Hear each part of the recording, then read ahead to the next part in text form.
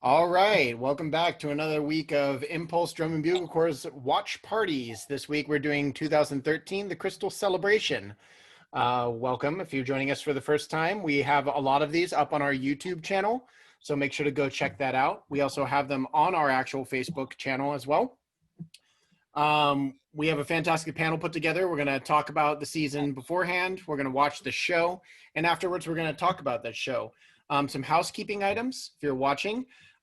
Please make sure that you drop some comments, say hi to the people on the panel, share some memories. Just remember that it's a family-friendly show, so keep your comments appropriate. If you would like to share any non-family friendly stories, you are more than welcome to email us at secretary@impulseyoutharts.org or core director at impulseyoutharts.org, and we'll shoot a response back to you.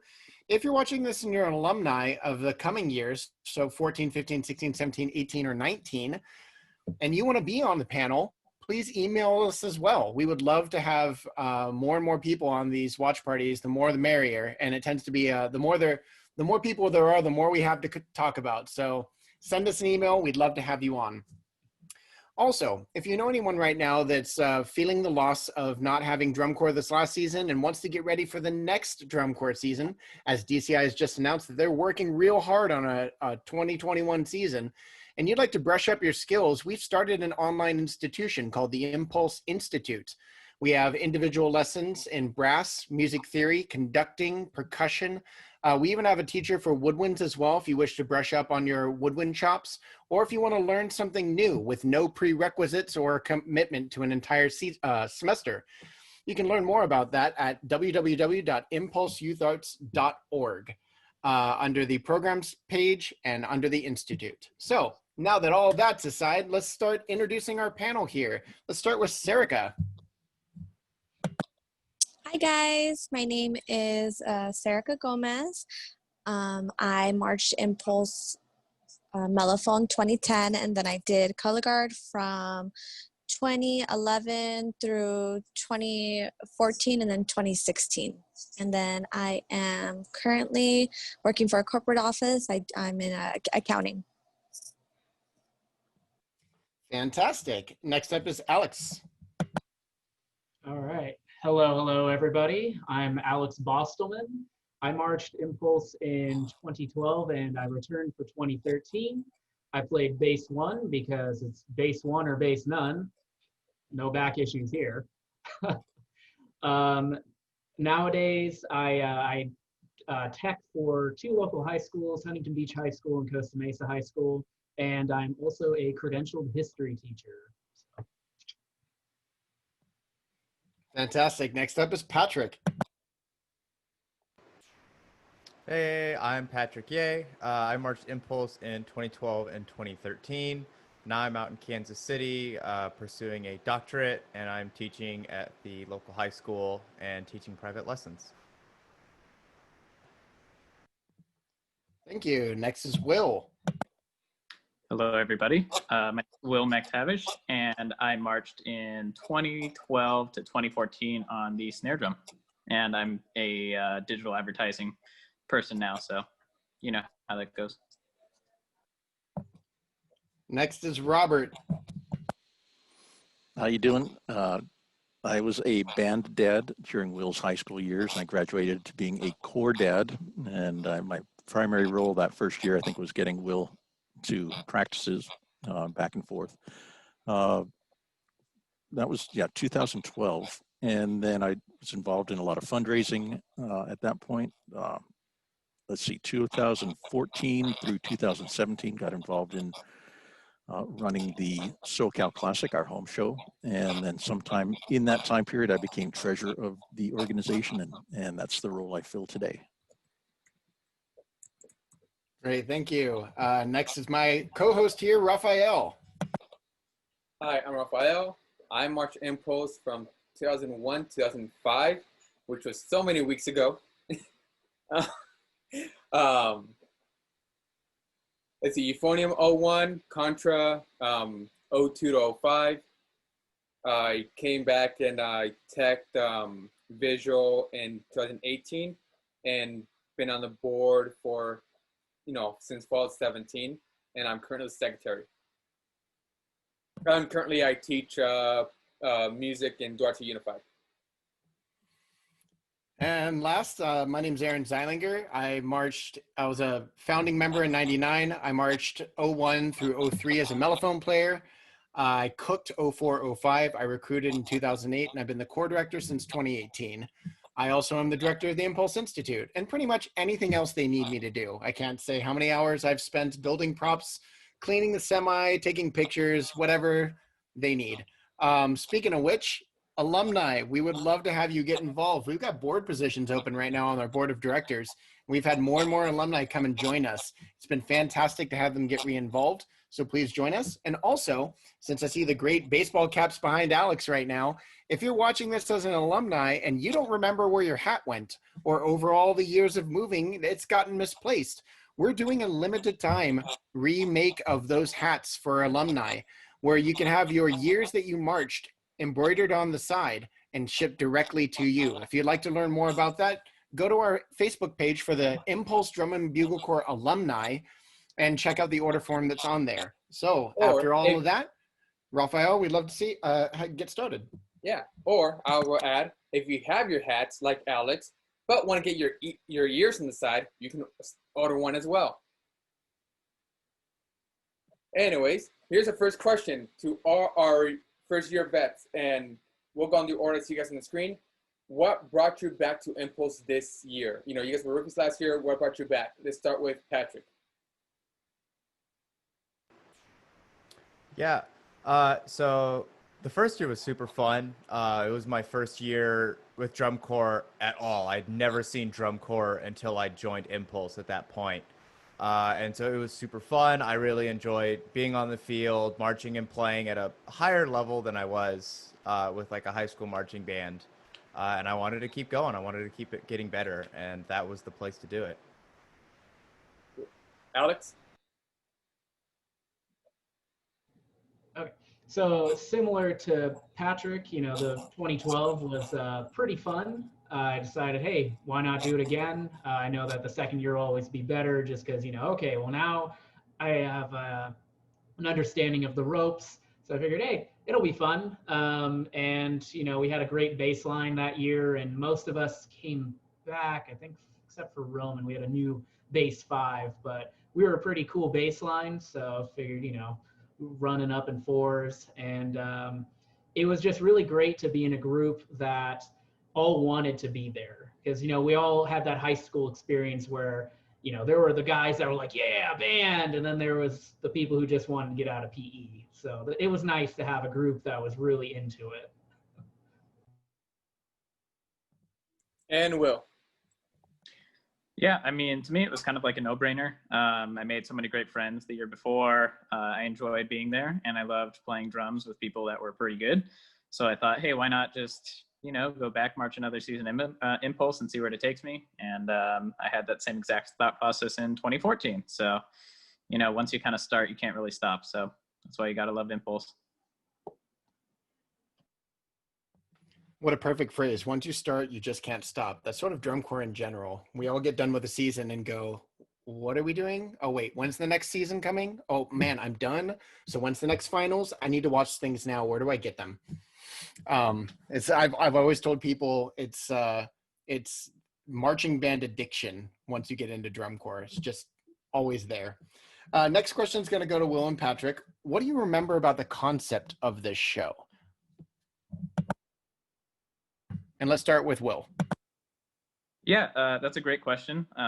As we found out last week, my memory is terrible, so obviously I don't remember too much, but I do remember this being a kind of crystal celebration, and I believe that celebration was about Impulse because that was our 15th year. I think the year before was a celebration of other things that were happening, you know, within drum corps, but this year was a bit more of a celebration of Impulse by itself, since, you know, we've been around for, you know, longer than most open class corps at that point. And so we had a lot to celebrate about it. So we thought, why not make a show about it? Unfortunately, my memory is also very bad. I also remember, yeah, it was the 15th anniversary. I'm trying to remember what exactly we had in the show. I can like hear it in my head, but I don't remember the names of any of the things. But I think a lot of them were kind of like pop culture references and stuff like that, things that were on commercials that were popular at a time and stuff like that. And I think it was just kind of, hey, you know, this is a celebration for us. Let's just put out a really fun and interesting show for the crowd. Serica or Alex, do you remember anything from the show when it comes to the show design or show concept? All right, then. I mean, a little bit. Cause like Patrick and Will, it was, from my understanding, it was like snippets of Impulse's shows from the past, if I'm remembering correctly. So I think that's my main memory of it, except updated drum books. If I remember Nico bragging about that. Wait, Nico bragged? Love you, Nico. Going on. Hey, Alex, I like your shirt. It's like one of a kind. You know, 15 and everything. But that brings up to our next question, which Will and Patrick stated. It was the course 15th season. Not 50th yet. 15th season. Which actually not a lot of open class course get to last that long. You know, it's like they're small and, you know, they go along and, you know, I remember when both Aaron and I marched, there were several, you know, Div 2, which is now open class course, and now there's hardly, you know, the numbers are less. So, how did it feel going into the season knowing that it was the course 15th season? Let's start. This question for everybody. Let's start with Will this time. Yeah, I mean, like I said, I mean, it was just impressive. And like, I think it's a testament to, you know, people wanting to come back every single year. Like exactly the same reason why I came back, you know, after marching 2012. It's like Impulse just felt like that place that was kind of like, you know, it was family. So like you wanted to be back there. You wanted to be back with your friends. And so I think it has cultivated a unique vibe and a unique culture that like has sustained itself for over the years. And I mean, Impulse has been around for longer than 15 years at this point, and it's still going strong. So obviously you guys are doing something right. Serga? I mean, it's pretty explanatory. How are you going to top that after what he just said? He kind of said it all. But it was definitely a family environment. I mean, for me personally, my entire family was involved. My parents were cooks. I had 2 sisters on guard with me. I had my best friend that was with me. I had a brother that was in the horn line. You know, it was definitely memorable summers with family, and it was something fun to do that always kept us coming back. Alex? Yeah, just like what everyone else has been saying, that there was like an established legacy here that people kept coming back, and especially, you know, at least in my drum circles, it was like, you know, oh, hey, if you're gonna go check out any of the open class lots, go check out Impulse's Battery, because they're pretty banging, if I do say so. So it was cool to be a part of that legacy for it, of, you know, I'll always be able to say, hey, I was in year 15. Patrick? Yeah, being my second year in the Corps, still kind of new to drum corps, it was really cool to be able to celebrate, you know, some sort of anniversary with a group, and being one of those members on the field that are out there like, look at us, look how long we've been here, then this is like what we can do. So that was really fun. And like Serica mentioned, like the whole family aspect, it very much felt like that was kind of like my family away from home, especially because being in high school, this was really my first time being away from home. And I had, you know, people to stay with, people who took care of me, people to be around and learn from. And that was really exciting. Yeah, Aaron would not know anything about people staying over and taking care of people. I've definitely never had an entire family in my house before. And Robert, same question to you, but from a volunteer's perspective, how that feel knowing that you're helping out the Corps that's on its 15th season? I just had a blast. Every year that I've been involved, I've had a great time with the Corps. And you talk about it really being a family, and that's, you know, in doing various fundraising events, like we I would do a concession stand for the Rose Bowl game, or we'd work a NASCAR event, or work down at the Long Beach Grand Prix. And those were long, long days with just a great group of people. And we worked hard and earned a fortune for the Corps during those weekends. I remember one particularly rainy NASCAR event. I think that was Will's introduction to the workforce. It's a good work experience. Now you know exactly what you're thinking. Yeah. That was the worst ever. Oh my God. I just remember being so freaking hot, like all the time for all of those events outside. Except That's for true, and I don't think I've NASCAR ever been wetter than that Yeah. That rained out NASCAR event. It was literally raining sideways, and we had to walk like 2 miles to where we parked our car. It was I ridiculous. totally remember that. That is so true. It built a lot of character that day. Yeah, got there at 5 a.m. and didn't make any profit at all. It was, I remember being like 14 and my mom texting me, by the way, I'm picking you up right after school. We're going to go volunteer. And I was like, where are we going? So I remember starting work like very early. Yep. That definitely sounds like one of those stories you lecture at your kids at a future date. Oh, your shift was hard? Let me tell you about this one time. try serving cold fries to a Vietnam vet. In the rain. With or without salt. Exactly. Oh man, this next question goes to Alex and Serica. When me and Raphael were rewatching the show again and coming up with this script, we noticed that the course quite a bit bigger than what we've seen over the past couple of years, but the drill's really centralized in the shot that we saw. Do you remember anything about when you were being taught that drill? Was that an intentional thing that happened, that they really wanted to utilize those larger numbers that year? Or were you not told at all because you're marching members? I honestly don't remember drill much being centered. I do remember a lot of like the choreography stuff. It was by Nathan, but it was that season was a bit complicated because he was there with us during like every days, but we actually went on the road without an instructor, and that was my first year as captain, so I was actually the one with the guard the whole time. And then I just remember him texting me saying, hey, by the way, we don't have a closer yet, judges want something, can you write the closer choreography for flag? And I was just like, what? And he's just like, just ups and downs, circles, just let me know how it goes. And I was just like, okay, all right. So that was pretty interesting that season. No pressure. Just figure it out. It's your first time. It's fine. Go ahead. What about you, Alex? Do you remember anything in particular about how the drill moved and the numbers that year?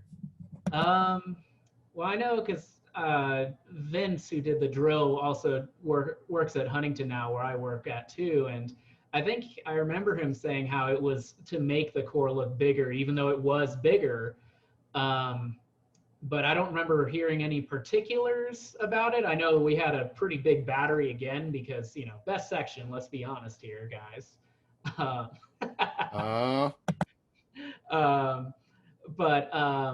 Yeah, I just remember, wherever Vince told us to go, we went.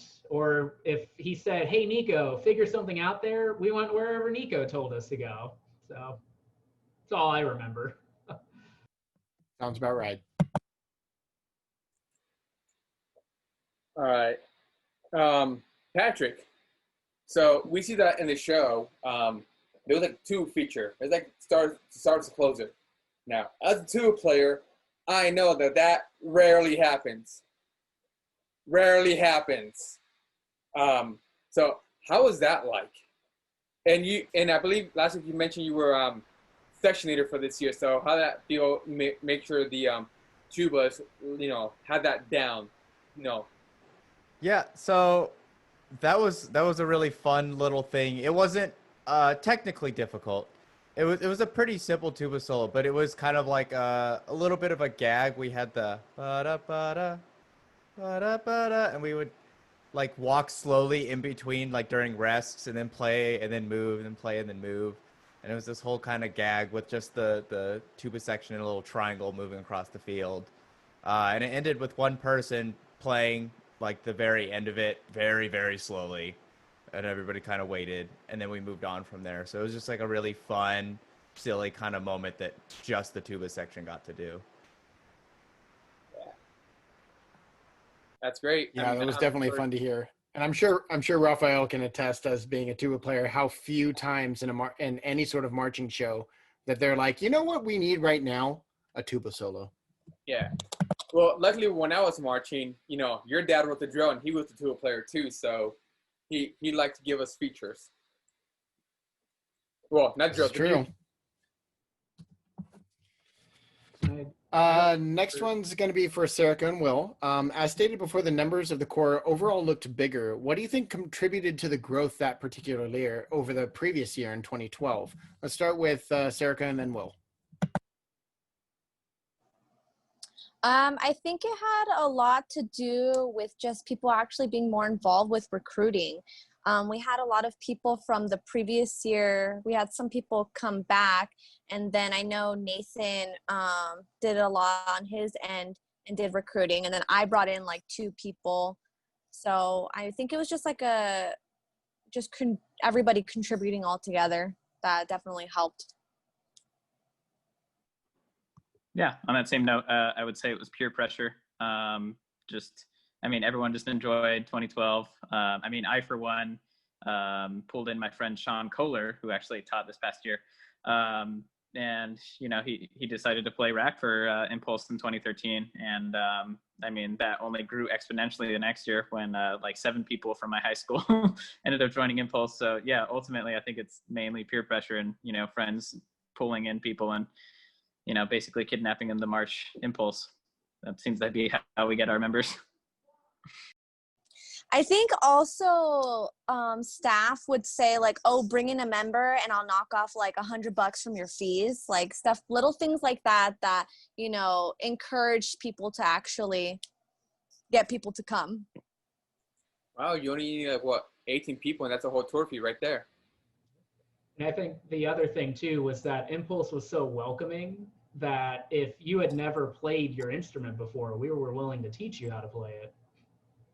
Yeah, that's very true. And, you know, Aaron can attest to this. I mean, we've had in our watch parties beforehand how some members come on and they're like, yeah, I was a saxophone player, you know, and Impulse taught me. It's always been one of my favorite sort of understated missions that Impulse does, is that if you have a will to march, we will teach you whatever it is. Oh, you've never played marimba before? Okay, come over here. You've never spun in guard before? Oh, come over here. It's like, it is what it is. And I really do feel it's something that has impacted a lot of people over the years and given them an opportunity that they probably wouldn't have received before. Yeah. Going on here. This year, well, you know, we're looking at what shows Impulse did that year. We noticed that you guys went on a tour, not a national, well, not a full national tour, but you guys did go out to, I think I saw Utah and Idaho. I don't know, maybe Oregon. I don't know if Oregon was on that list too, but so this is a question for everybody. How was it like to go out of state for a tour? So let's start with this time, Sarika. I thought it was definitely fun. It was a new experience. It wasn't just anything local. It was definitely a lot of memories. I do know that at some point on tour, I did get injured and I actually went to the hospital. I got a head concussion because I got hit with a rifle on the head, and I was actually out for 2 shows. So some of that season was a little bit of a blur on top of all the pressure of having no staff with us. Patrick? Yeah, it was really fun because the year before, I believe, was just a California tour. So like getting to go and, you know, maybe not enjoy, but experience the 12-hour bus rides and stuff like that was a neat experience to be able to have. I do remember in particular, I think it was the Utah show. The crowd was just amazing. We did this, like, we walked out on the field and everybody was screaming. The whole stadium was just like up and screaming and cheering. And I just remember that particular show being really, really fun, just being able to perform for that many people with that much energy in the stadium. I know when Aaron and I went on tour, Utah was always one of our favorite stops.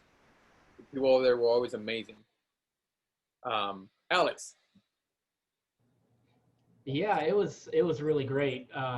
Just being able to, like Patrick was saying, leave the house, go different states, different around there.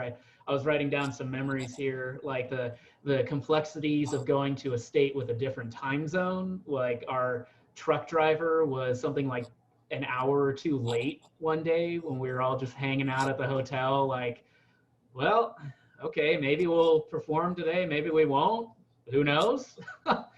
Um, and like when we went on, I think it was Reno we went to on the 4th of July. It was really fun because the the town was like, hey, we need a parade, would you guys be willing to do it? So we were the parade, just marching down the street, playing little bits of our show. And yeah, Utah, crazy energy from the crowd because I think that was their first show in a while, so they were really hyping us. And if what was the other one? Oh, the grass in Idaho. That one, I remember my calves had never burned as hard as they did for that show because it was they like didn't mow the grass or something during the show, so it felt like it was halfway up to our knees. So like for battery when we were crabbing, it was like, oh, I'm getting a workout on top of the usual show workout. And just it being a great time for the drum corps experience of you sleep on your bus, you get a couple hours of floor time in the gym, you wake up, you perform, you go to sleep, you rehearse, then you perform again, rinse and repeat. Well, I saved it for last because apparently you're very good with words. I pride myself on it. Yeah, I mean, keeping it short and sweet. Like, I think at that point before we went to tour, I felt like as a core, we were hitting like kind of a plateau in terms of how much better we were getting. And I think like, that change of pace, that change of scenery really kind of like helped us out as a core in 2013. And like, I just remember like the battery just, always kind of being on top of it during the tour. So it was really nice to, leave California for a little bit and experience what the rest of the world gets to see. Well, and Robert, did you go on tour with them to help out? And how was that like for you on your end? And if you didn't go, how is it like to have your 16-year-old son out of the house and finally have some free space?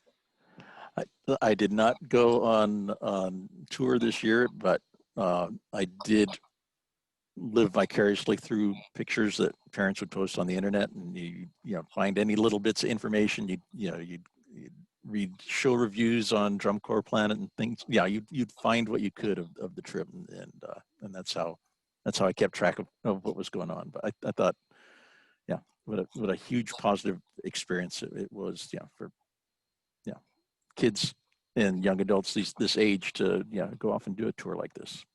Okay. We're gonna go a bit out of order because Patrick has something he needs to do because something about time zones and forgetting that he's not in California. So I'm gonna ask Patrick some of his final questions. I know some of these questions we'll repeat again to other members, but we'll give Patrick's perspective on this. So Patrick, your questions. Here's one for you. This book, the horn book, seems a little more difficult, and in terms of years past, did it feel that way? And if so, what were some of the difficult parts to clean, if you can remember that? And on top of that, your other question: what was your favorite part of the show, and what was your favorite part of the tour? All right. Well, I'll start with the favorite part of the show, which is the tuba feature. Um, but yeah, that was just a really fun moment. It was really silly. It was cool to, have the spotlight and everything. That I think was something we spent cleaning a lot just because of the mechanics of playing and moving, but also stopping at the same time and stuff like that. There was also a lot of kind of like baseline moments and stuff like that. And there were a couple of them. Like I think we had a repeated offbeat figure in the first movement or second movement. And we had to spend a lot of time cleaning that because tubas playing offbeats is not super easy. It takes maybe a little bit of time to figure out. So I do remember spending a lot of time working on that. Um, and then what was the third question? I forgot. Your favorite moment of tour or the season? Utah, absolutely. Just the house was just roaring, and it was just so exciting, so much fun. And it's like, oh yeah, this is why I do marching band. This is why I've been slogging through rehearsal and sleeping on the bus. It's like it's for this moment. So yeah. Thanks for answering those questions. You can stay and hear everybody else, and then when you have to take off, we'll see you. But thank you for being part of this panel. I want to say that before you take off. I'm sure Aaron does as well. But Yes, very much so. Thank you for being a part of this, and I'll make sure to continue to follow up with you on how that doctorate's going. Of course. So Alex and Will, same question Patrick had that he almost ended with was the battery book seemed a little more difficult than years past. Did you guys feel that way? And what was the most difficult parts for you guys to clean? I know you two have different answers, being one you guys snare and one's a bass drum. So I'll start with Will. Yeah, it's actually a great question. I think that was my first time playing like almost an entire movement in like kind of a swung feel. And then basically that entire sort of drum break, like swing, swing, swing feel, that was like probably the coolest thing I've done up until that point of my marching band career. So that was one thing I really loved about the show. Cool. And Alex. Yeah, I think it was definitely more difficult because out of the 5, we had 4 returning. So Nico was able to really, crank it up, and Naomi was also working with us as a bass tech. So we were all pretty close knit already. We knew what our strengths were, what our weaknesses were, and how to just, crank it to 11 if it already wasn't there the last year. And I would definitely say the swing parts were pretty difficult, on top of, we're hauling booty across the field while doing that. So yeah.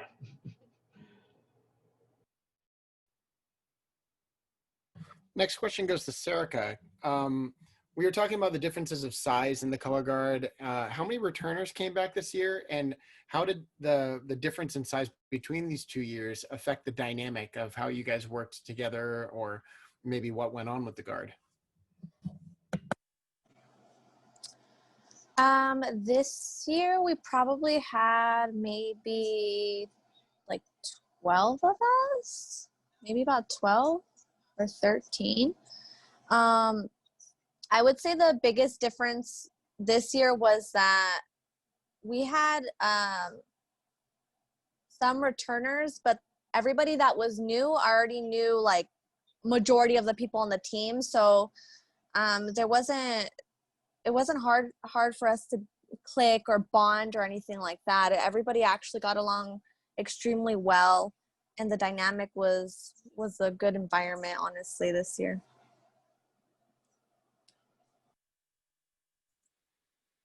All right, Robert. You mentioned, when you yourself, you were a band dad. So coming into this, how much did you know about drum corps beforehand? And did you expect it to be more like a marching band? I didn't know anything about it. I didn't know about the whole drum corps culture. It was Will that introduced me to it. He's the one that said, "Dad, would you drive me down to Orange County for this open house?" And then that's when I started to learn about it, and then and just amazed at the variety of drum corps and the level of corps throughout the United States. And it was an eye opener for me, and I thoroughly enjoyed it. It was a nice step off from high school band to coming up to open class drum corps. It was just fun. It was fun to watch the progress over the years. Now, as a follow-up to that, Robert, I also know that you do a pipe band. Were you doing that at that time as well, or is that something you started after this? No, this was something I had started before. I literally had never looked at a musical note before I was 35 years old, and decided, well, let's take up the bagpipes. How tough can that be? And that turned out to pretty much define my my adulthood. And every week we've been playing and practicing with the pipe band up until March of this year, when we're sort of on pause for the moment. Are Yeah, there you gotta figure, any parallels like- between the two that you see? Yeah, both the drum corps world and the pipe band world are equally as weird. There's characters in both. Well, you wanted to say something on that?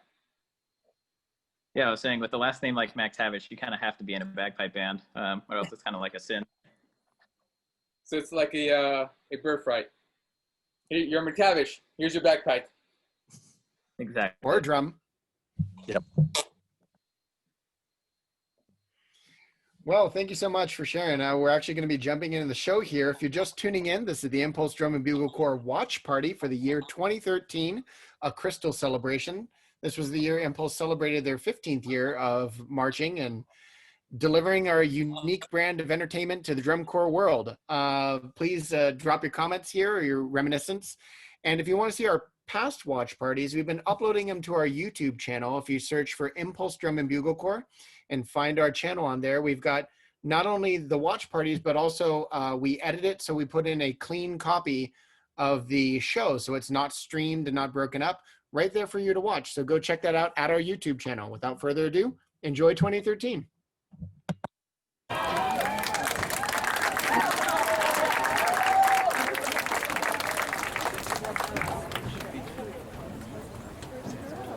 Performing their 2013 program, Crystal Celebration, Drum Corps International is proud to present Impulse.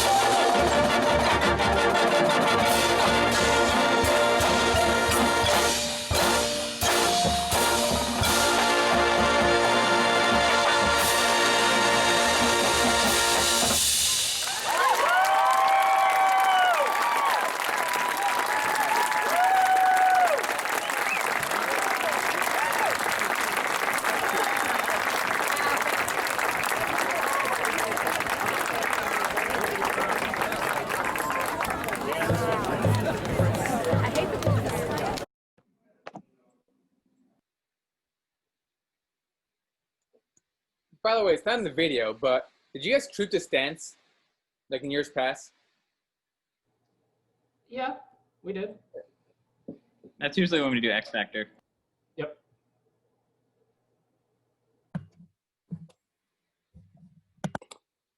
All All right, Mrs. Zhang, do we have any questions from Facebook for any of our panelists? No questions from Facebook. Someone named Lane Owen said, "Honey, where's my super suit?" So that was a battery vocal or not? If either of you can remember that. Remember? That's definitely a battery vocal. Oh, Yeah. And then a couple other people have just said hi, like Andrew. Oh my gosh, I gotta scroll up. Eric Escobar said hi. Heather Lee Collins says hi. Very cool. As a public shout out for Andrew Morris, he's also created a brand new backpack / drum pad called the Turtle Pad. Anyone that's watching this should go check it out, especially if you're a percussionist, because the drum pad's built right in. It's a great way to support our alumni. Anyways, shameless plug. Hope that helps you out, Andrew. But yeah, no, there's no real questions, just a lot of memories being shared. Okay. All right, well then, I do have a question for all our panelists. What was your favorite part of the show? I'll start from an audience member, from audience perspective. Robert. I absolutely love Powerhouse because I grew up with Looney Tunes, and that is one song that I associate with that. And it's such a recognizable tune, and it just has this very industrial feel to it. So when I saw that the Corps was playing Powerhouse that season, I was very happy to hear that. And just the whole show, so many familiar tunes, and I think that's why the audience appreciates it so much. I also like the tuba feature, the Hello Mudda, Hello Fada, Here I Am in Camp Granada. That's what I associate that song with. So In other words, that's the audience perspective. he's listening every single part of the show. He can't pick. All right, Alex. Spoken like a true parent. I mean, there's nothing wrong with that, right? I have to say when the basses were featured for what was that? Powerhouse, Swing, Swing, Swing, where we're it was time where Nico just said, "Hit it as hard as you'd like," and it's like, okay, but my little pipsqueak drum, you can kind of hear it, but I mean, drum between kit. that and the walking bass line of boom, boom, boom, boom, boom, boom, boom, boom, boom, boom, boom, boom, boom, boom, boom. Those are just always fun, even if they're an easy part. And of course, the tuba feature, because every show, no matter where we went, the crowd laughed. And that was like absolute favorite thing to hear the crowd react. Because, you get those doom and gloom core shows where like, oh, everyone's dying and death and destruction, and here's Impulse, and we're here to have fun. Serica. I actually have like a couple things that I like. Well, even before the show starting, it was always nice to hear family and instructors just yell out for us, encouraging us before even starting the show, like hyping us up and getting us ready to go. That was always encouraging, especially Vince, with his "do it." And then I would definitely say the drum feature. I think it's the X Factor. I'm not too sure your guys' names for that stuff, but anyways, I had a small little solo on rifle, so that was always fun. So I really enjoyed that, and the tuba feature was also really cool. You hear that, Patrick? Everyone likes tuba feature. See, everyone started talking about mellophones, this, mellophone, that. All right, Will. Hey. Will, what was your favorite part of the show? And it better be the tuba feature, too. Yeah, well, actually, as a percussionist, I got to say it was the tuba feature, which shockingly. But I mean, I am remembering a lot more of the drum break, and I remember how hard it was to clean, like the kind of like Swiss morph into the Hertha part right over toward the end of the solo, and then I think we had some sort of crazy split in there. But yeah, I remember it being a really demanding, both visually and just music-wise part. So that was a lot of fun, especially as 16-year-old me was trying to rock on through it. So. Love those parts. All right, the next question. Rafael brought up earlier that the Corps went out of state this year. And as with any tour, anyone that's been Corps knows about Drum Corps knows that tour always brings its share of memories, both good, bad, crazy. I don't know what's going on. So let's go around and share some of our favorite memories from this tour that are, of course, appropriate for our channel. But let's go in backwards order. I'm going to start with Will this time. If I can get some clarification, was this the year where like our food truck had the tires blow up right before, so we had to do like Yes. bologna sandwiches? Okay, yeah. Yep. So that wasn't my favorite part, believe it or not. But I'd have to like hark back to what Patrick was saying, and I think it was performing at that Utah show. I mean, it was just so nice to see like an audience that was super appreciative of us. I feel like that was one of the days that like we sold the most Subies too, which was pretty cool.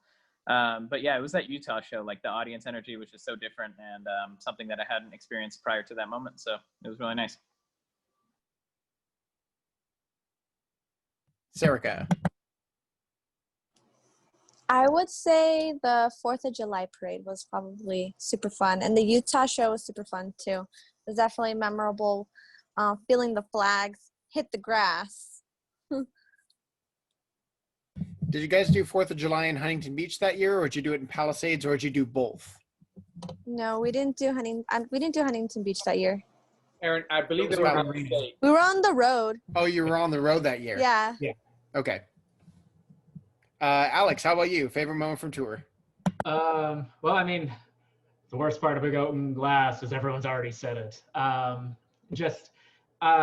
if I'll tweak it a little bit. I think it's just that there was such love for Impulse that year, just wherever we went, because Impulse hadn't done that tour in a while. So people were like, dude, Impulse is here. You know, it's the fun group, like I was saying. And I know if Ray ever sees this, just for all the shenanigans, sorry, Ray. Yeah, sorry, Ray.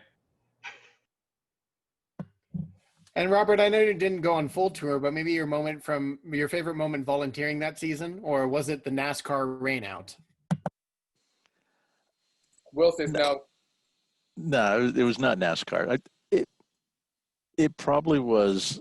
I think we did the Rose Bowl fundraising that year. You start off at an ungodly hour on New Year's Day, and I think we probably had about 30 parent and member volunteers, and spent the day selling a lot of sausages, a lot of beer, a lot of Cokes, and it was just a good, long, fun day with a great bunch of people. And those Cokes couldn't have bottle caps on them. They did not, because with a bottle cap, it's a weapon. With it, if it's open, it's a beverage. Yeah, cashiers were on the front line for that verbal barrage. Not only for the verbal barrage, but protecting the people from violent bottle cap assault. Apparently. But I do have one more question, because I think it's a rite of passage for every single drum corps. So I mean, if you haven't had this happen to you, then I don't know. I'm not saying you haven't done drum corps, but you know you're missing a little bit. You know, you're missing one part of the experience. So I know it happened to us when we were marching once, and it happened when I was teaching visual at Impulse. But I heard that during a rehearsal, you know, neighbors started getting mad that you guys were rehearsing, and you guys got the cops calling you guys. How was that like? You know, anybody? I think that happened to us when we were at a park. It was one of our last rehearsals, and somebody called the cops on us, and I just remember everybody was just like, all right, one more run, blow your horns out, be as loud as you can, screw it, nobody cares, and then we'll pack up and leave. Alex, Will? Very tactful. It was a park in Huntington that was basically the park that had the least amount of houses surrounding it, but still had houses. And you know, it was great because a couple kids came out. We got to let them play on the drums. You know, we'd like to think that they're now superstar drummers out in DCI. But I think it might have been either Jeff or Ray that was like, well, cops usually take around 10 minutes for noise disturbances. So we're going to play it as loud as we can, hopefully break a few windows, and then we'll be packing up by the time they roll up. Yeah, I feel like I kind of learned a valuable lesson. I mean, it's like, it was kind of a testament to like, you don't know when your last rep is going to be, whether it be, you know, coronavirus ending a season or, you know, the cops being called because your core is too loud.